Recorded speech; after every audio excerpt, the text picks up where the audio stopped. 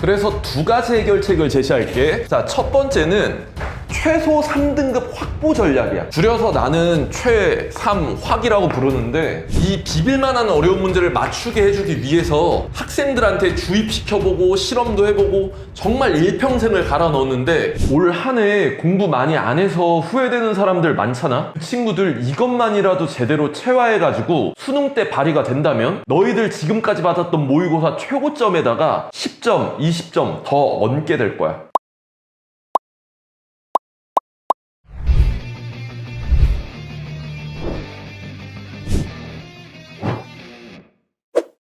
이 영상을 지금 보게 된 친구들은 정말 행운이야. 이 영상의 요소들이 각인이 되면 점수는 무조건 오르게 돼 있거든. 아니 1년 내내 공부를 해도 모의고사 등급이 그대로였는데 이 영상 하나만으로 등급이 올라갈 수 있다고?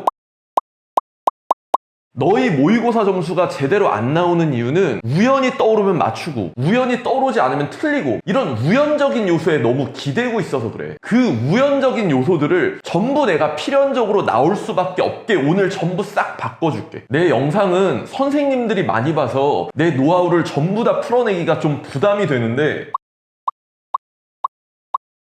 그래도 이 영상 보는 사람들만큼은 전부 도움이 될 수 있도록 싹 다 풀어볼 테니까 이거 그냥 보지 말고 당일에 적용할 수 있게 필기하면서 보도록 하자. 첫 번째로 가장 중요한 당일 팁이 뭐냐면 바로 이 시간과 관련된 거야. 에이 무슨 시간 관리야, 실력이 모자른 거지. 이렇게 생각하는 사람들은 평생에도 등급이 안 올라가는 경우가 훨씬 많아. 대부분 애기들이 착각하는 게 실력이 없어서 시간이 모자란다라고 착각하는데, 그 경우도 있지만 보통은 시간 관리를 할 줄 몰라서 풀 수 있는 문제를 못 풀어내는 경우가 훨씬 많거든.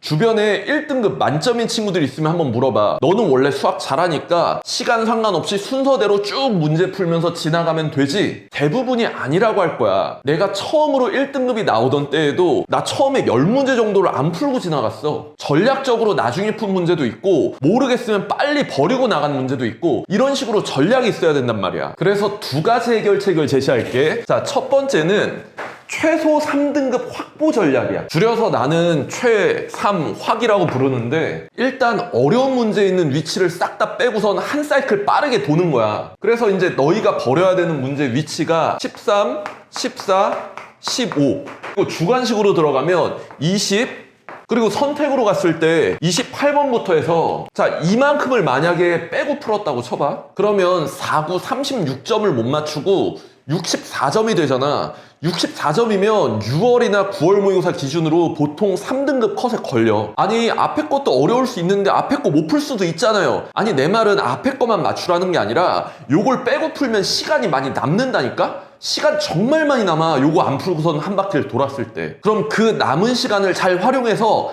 앞에 거 못 풀었던 것도 맞추고 요 안에서도 당연히 맞춰야지. 이제부터 이 어려운 걸 나중에 푸는 게 무슨 효과가 있나요? 라고 하는 사람들은 잘 들어. 우리의 뇌는 작업을 하면서 어느 정도 작업 기억 그 용량 같은 게 있어. 근데 어려운 문제 얘네들을 먼저 풀어버리면 작업 기억 용량을 많이 쓰는 게 되거든. 그러면 사람의 뇌가 좀 효율적이지 못하고 버퍼링도 걸리고 굉장히 능률이 떨어져. 원래 순서대로 풀거나 어려운 걸 먼저 풀었던 사람들은 이거 순서만 바꿔도 신세계가 열릴 거야. 시간 관리할 때 두 번째로 중요한 게 어떤 거냐면 사이클을 여러 번 돌아야 돼. 그러니까 여러 사이클을 돌아줘야 돼. 나 같은 경우는 한 사이클 돌았을 때 몇 분 남았는지를 항상 체크했어. 보통은 1시간 이상 남았거든? 물론 진짜 많이 안 풀었어. 나도 옛날에 수학 못할 때 문제 정말 많이 넘어가고 나서 몇 분 남았나 봤을 때 막 70분, 80분 남겼단 말이야. 그리고 나서 이거 빼고 못 풀었던 것들 그거 다시 풀어보고 얘네들 풀고 하면서 두 번째 사이클을 돌아갔거든? 근데 두 번 사이클로 끝내라는 게 아니야. 여러 사이클이야. 내 실강 애기들 모의고사 푸는 걸 관찰했더니 한 사이클 돌 때는 되게 타이트하게 풀어. 근데 두 번째 풀 때부터 정말 천천히 하루 종일 문제를 보고 있더라고. 1등급 만점 받는 친구들의 노하우가 뭐냐면 문제가 딱 막혔을 때 바로 버리고 넘어간다는 거야. 문제를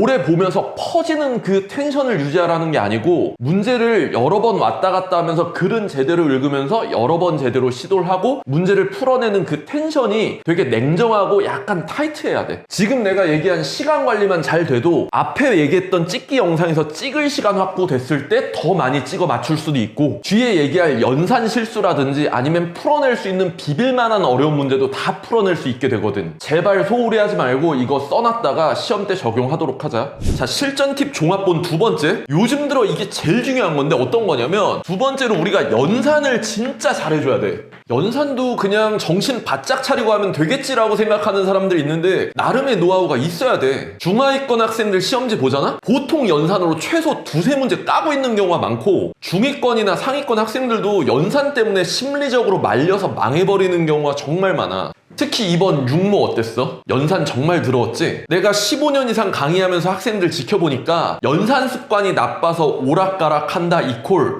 웬만하면 수능 수학 망한다야. 자, 연산에서 제일 중요한 게 뭐냐면 풀었는데 답이 없는 경우야. 자, 이때 보통은 어떻게? 검산하라고 하지. 근데 내 경험상 큰 시험에서 검산을 하면 나는 답을 못 찾고 웬만하면 망했어. 보통 나나 우리 같은 평범한 사람들은 확증 편향이라는 걸 가지고 있어. 검산을 할 때 검토를 한다기보다 내 답이 맞았구나라는 확인을 받고 싶어 하는 거거든. 그래서 나는 보통 어떤 식으로 하냐면 검산을 하지는 않아. 검산을 안 하고 문제를 그냥 바로 다시 풀어. 우리 시험지를 보면 이 시험지가 이렇게 나눠져 있고 4점짜리가 요만큼 써 있잖아요, 그치? 그럼 그 밑에다가 문제를 푸는데 만약에 답이 없지, 그러면 나는 검산을 한다기보다 여길 딱 잘라서 요 정도 풀고 요 빈 공간에 다시 푸는 걸 좀 추천해. 공간이 모자르면 난 이쪽에다가 좀 다시 푸는 경향이 있었거든. 내 경험상 검산을 하는 것보다 다시 풀었을 때 올바르게 답이 나오는 게 훨씬 많았어. 근데 이건 본인 습관이 좀 있기 때문에 검산으로 잘 찾아내는 사람은 검산을 해도 괜찮다. 연습이 많이 된 경우는 괜찮아. 너희가 하던 습관대로 해도 괜찮아. 이 연산에서 두 번째 노하우가 찐인데, 이건 하지 말아야 될 목록들을 머릿속으로 인지하고 들어가는 거야. 보통 우리 연산은 이상한 습관 때문에 망가지는 경우가 많거든. 그냥 쭉쭉 쓰면 오히려 실수가 안 나와. 그러니까 니네가 꼭 하지 말아야 될 게 뭐냐면, 암산을 하더라도 더블로 암산하는 거 하지 마. 그거를 내가 더블 암산이라고 많이 표현을 하지. 더블 암산, 그냥 쉽게 예를 들어 fx가 만약에 x 세제곱 마이너스 x 플러스 1이야. 근데 문제에서 f 프라임 2를 구하래. 그러면 여기서 f 프라임 x를 한번 이렇게 써주고선 풀면 너무 좋잖아, 이렇게. 근데 꼭 이렇게 안 하고선 여기서 미분을 한 번에 하면서 대입하는 거야. 더블로 하는 거지, 중첩해서. 미분하면 3x제곱인데 거기다가 2를 넣으니까 10인데 미분한 게 1이니까 더하면은 11이다, 이렇게 한 방에 가는 건데, 시험 현장에서는 이렇게 한 번 정도 더 쓰는 게 오히려 마음이 놓여. 시험 볼 때 더블 암산만 하지 말라고 했더니 점수가 확 좋아진 애들도 있거든. 그러니까 자기 습관이 이런 게 있으면 이것 좀 없애, 빨리. 더블 암산 말고 규칙적으로 하는 암산은 또 괜찮거든? 이런 거는 좀 추천해. 이런 연산 노하우를 내가 영상에 소개한 적이 있는데,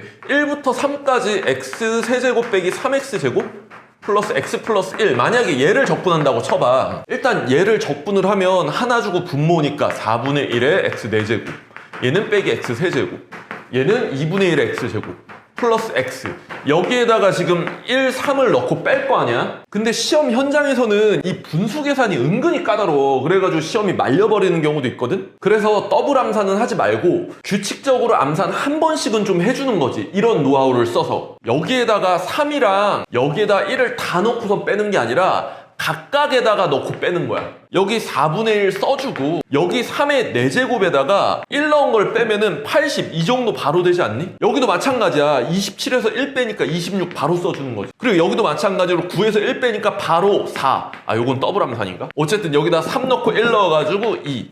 이런 식으로 연산 노하우를 좀 쌓아야 되고, 방금 한 것처럼 요 하나하나에 대한 규칙적인 암산을 해주고 대신에 더블로 요거 같이 중첩하는 건 조금 위험하다. 조금 한 번 정도 더 써주는 게 더 낫다. 하지 말아야 될 목록이 또 어떤 게 있냐면 분노의 샤프질이라는 게 있어. 시험 딱 시작하면 다다다 쓰면서 분노의 샤프질 하는 그 애기 짤 있지? 이게 왜 안 되냐면, 사람은 호르몬에 의해서 좀 움직임이 나타나기도 하지만 반대로 너희 움직임에 의해서 호르몬이 발현되기도 하거든? 우리가 신 레몬을 생각해봐. 그럼 입에 침이 고인단 말이야. 마찬가지로 시험 현장에서도 우리가 하는 행동에 의해서 호르몬이 바뀌어. 근데 냉정해야 되는 시험 현장에서 막 분노의 샤프질을 하고 있어. 그러면 급하게 되겠어, 몸이? 아니면 냉정해지겠어? 급하게 만들어주는 호르몬이 막 분비될 거 아니야, 그치? 나는 분노의 샤프질 하는 애 중에서 실수 안 하는 애를 거의 못 봤어. 마찬가지로 이제 꼭 하지 말아야 되는 게 내가 정말 강조 많이 하는 건데, 이 글씨 폭 있지?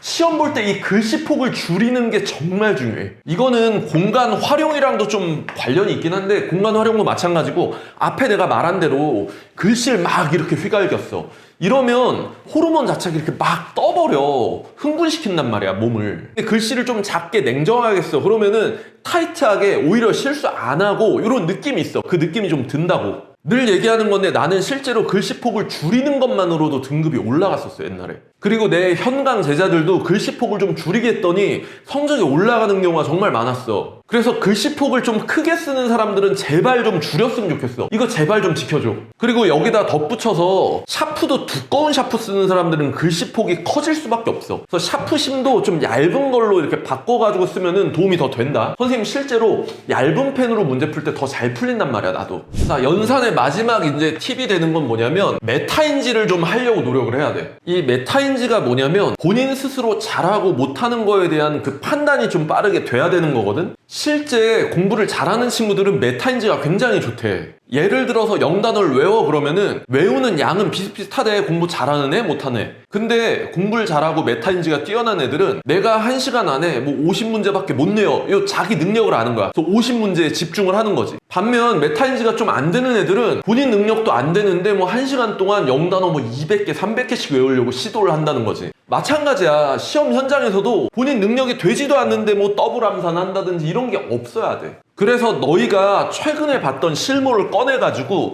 이 메타인지 해야 될 목록들을 조금 만들면 도움이 될 거야. 나 같은 경우에 이 실수 목록을 만들어 메타인지 하려고 했던 게 뭐냐면, 너희도 아마 공감할 텐데 계산을 다 하고 마지막에 답 쓸 때 조심하기. 답은 분명히 2번이 나왔는데 3번 체크하는 경우 있지 않니? 근데 이게 내가 좀 있다라는 걸 메타인지 한 다음부터 그 다음부터 나는 안 나왔거든? 그러니까 목록에 써가지고 시험 보기 전에 한번 읽어줘. 마찬가지로 나 같은 경우 주관식에서 실수가 잘 나왔어. 문제를 풀고 답을 딱 썼는데 맞았다라고 확신이 있었는데 주관식은 답이 없는 게 아니니까 그냥 잘못된 답을 쓴 거야. 그래서 나는 늘 주관식 들어갈 때 한 번 더 긴장했어.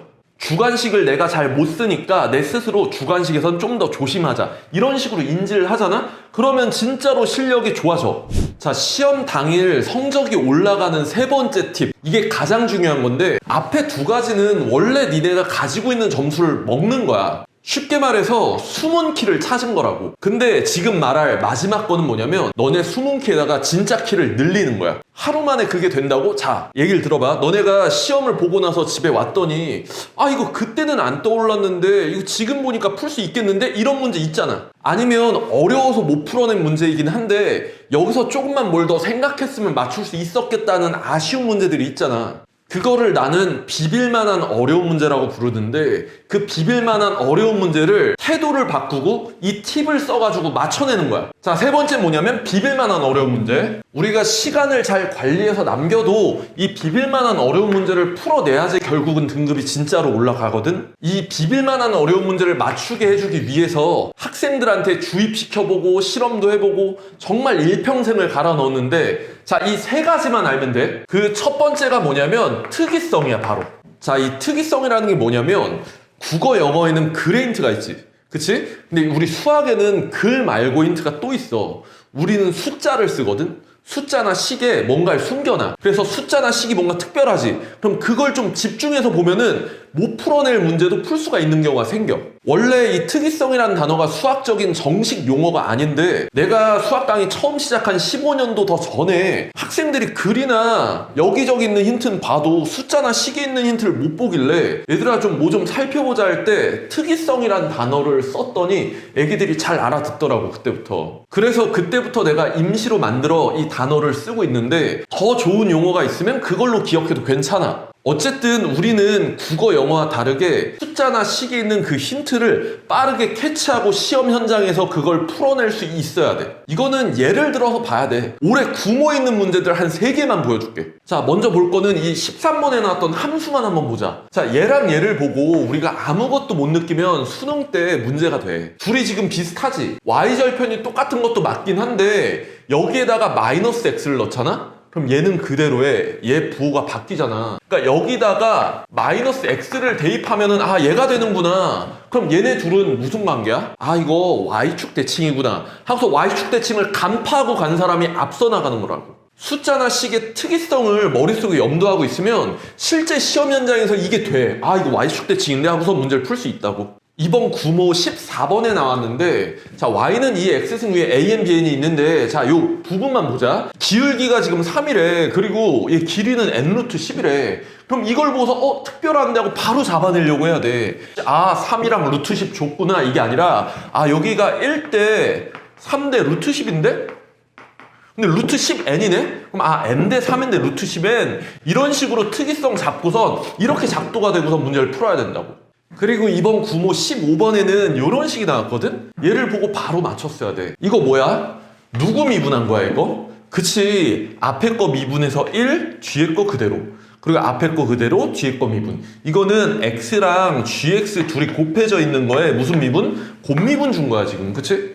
내 경험상 이 특이성에 민감하려고 노력을 하면 시험 현장에서 좀 더 좋은 성과가 나온단 말이야. 그러니까 비빌만한 어려운 문제 잡기 위해서 특이성 머릿속에 가지고 가야 돼.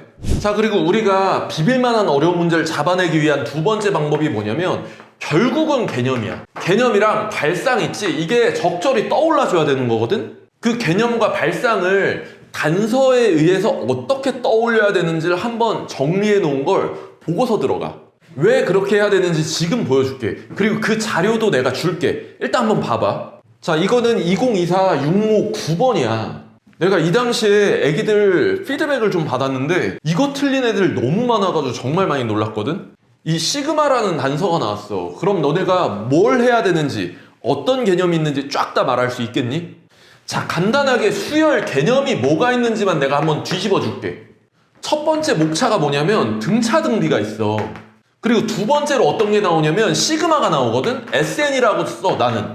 세 번째가 귀납적 정의라고 해가지고 정화식들이 좀 나오거든? 근데 우리가 이 시그마가 나왔다면 첫 번째, 두 번째, 세 번째로 떠올려야 될 이 개념들이 같이 정리가 돼 있어야 되거든? 첫 번째 개념 당연히 뭐가 있어? 공식이지, 공식. 근데 이 문제 같은 경우는 공식을 쓸 수가 없지. 이 안에 있는 거 이거 공식이 안 먹히잖아. 두 번째 같은 경우는 노가다야. 노가다 뭐냐면 그냥 쭉 나열해 보는 거지.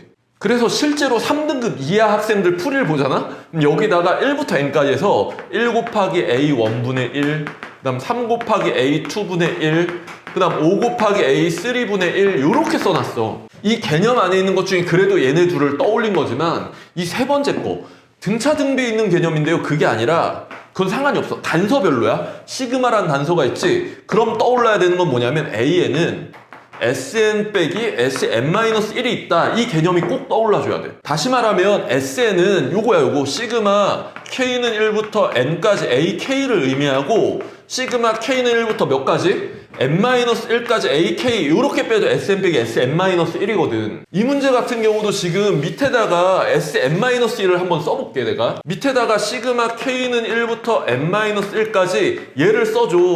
그리고 여기다가도 n-1의 제곱 플러스 2배의 n-1을 써줬다 쳐봐. 그리고서 2를 빼면 여기다가 1부터 n까지 쫙 넣은 게 있을 거고 여기다가 1부터 n-1까지 쫙 넣은 게 있을 거야. 그 2를 빼잖아? 그러면 1부터 n-1까지는 겹치잖아 둘이. 그럼 뭐만 남아? 그치, 여기다가 n을 넣은 2n-1의 a n분의 1 얘만 남고 이거랑 이거 뺀 건 쉽잖아. 요거 암산하면 2n 플러스 1 뭐 요거 암산한 건데 어쨌든 얘는 얘다 해가지고 an이 나오고 게임이 끝나는 거였거든. 결론은 개념 발상을 단서 기준으로 써놓은 거를 한 번 정도 보거나 전날이나 어쨌든 이걸 떠올리려고 노력을 좀 해줘야 돼. 단서 기준이야. 알았지? 근데 단서별로 안 모은 사람들은 내가 영상에 이미 많이 이렇게 제공을 했는데 마지막으로 요것도 내가 보내줄 테니까 DM으로, 인스타 DM으로 요청하면은 보내줄게. 자, 비빌만한 어려운 문제 풀어낸 마지막. 자, 세 번째 가장 중요한 게 뭐냐면 접근법이야. 이게 진짜 제일 중요해. 이거는 내가 항상 추론으로 접근을 하느냐 아니면 수식으로 접근을 하느냐 이 무게의 정도를 좀 잴 줄 알아야 된다고 얘기를 하거든. 얘도 문제를 그냥 하나만 딱 보여줄게. 자, 이거는 2024 구모 10번 문제인데 추론과 수식의 무게가 얼마나 중요한지 한번 봐봐. 얘를 처음 보자마자 최고차항계수 1 딱 보고 fx는 하고 식을 갈기는 사람들이 있어.